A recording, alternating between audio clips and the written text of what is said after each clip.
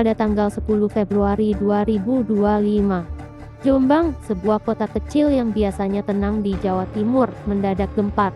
Seorang gadis remaja berusia 18 tahun, bernama Putri Regita Amanda, yang dikenal sebagai siswi teladan di SMA tempatnya belajar, dinyatakan hilang setelah pamit kepada keluarganya untuk melakukan transaksi jual beli barang secara langsung, yang biasa disebut COD atau Cash on Delivery.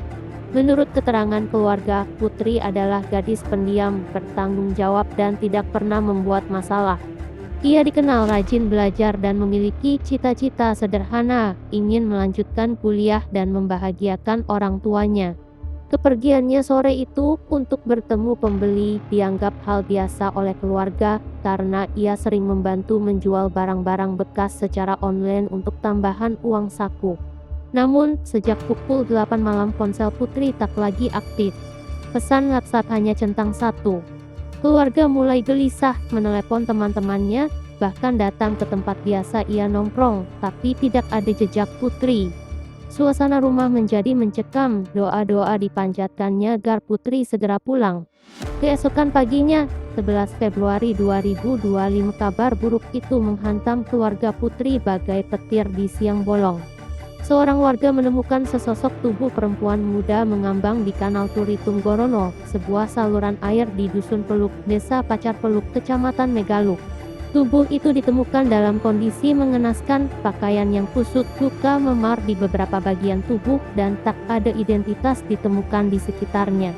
Pihak kepolisian yang segera melakukan evakuasi dan penyelidikan mengonfirmasi bahwa mayat tersebut adalah Putri Regita Amanda. Identifikasi dilakukan berdasarkan ciri-ciri fisik pakaian yang dikenakan, serta laporan orang hilang dari keluarganya. Autopsi mengungkapkan fakta-fakta yang memilukan. Terdapat luka tumpul di bagian kening dan perut akibat pukulan keras. Tanda-tanda kekerasan seksual ditemukan, menunjukkan bahwa Putri sempat diperkosa sebelum meninggal dunia. Kondisi paru-paru korban menunjukkan bahwa ia masih hidup ketika dibuang ke kanal, artinya Putri mati karena tenggelam setelah mengalami serangkaian kekerasan brutal.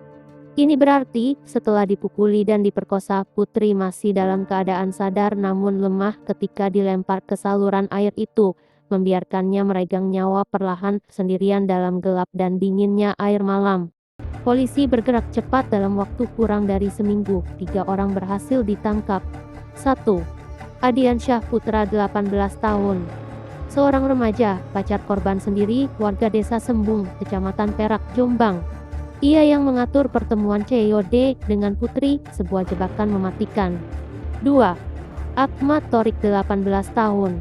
Teman Adiansyah, warga Kecamatan Punjang, Kabupaten Kediri. Ikut membantu melakukan tindak kekerasan dan pemerkosaan terhadap korban. 3. Lutfi Inahu 32 tahun.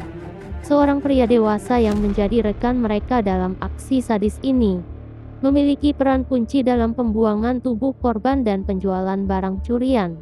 Mereka bertiga mengaku telah merencanakan kejahatan ini, motifnya perampokan. Mereka mengincar sepeda motor dan ponsel milik Putri, yang kemudian dijual seharga 2,2 juta. Uang hasil penjualan digunakan untuk kebutuhan pribadi mereka, termasuk untuk membeli rokok dan berfoya-foya. Namun, motif perampokan ini diperparah oleh niat jahat yang lebih kelam. Saat Putri tidak berdaya, mereka justru memperkosanya secara bergantian, lalu membuangnya hidup-hidup supaya tidak ada saksi yang bisa melaporkan kejahatan tersebut. Kasus ini membangkitkan gelombang kemarahan di Jombang dan seluruh Indonesia.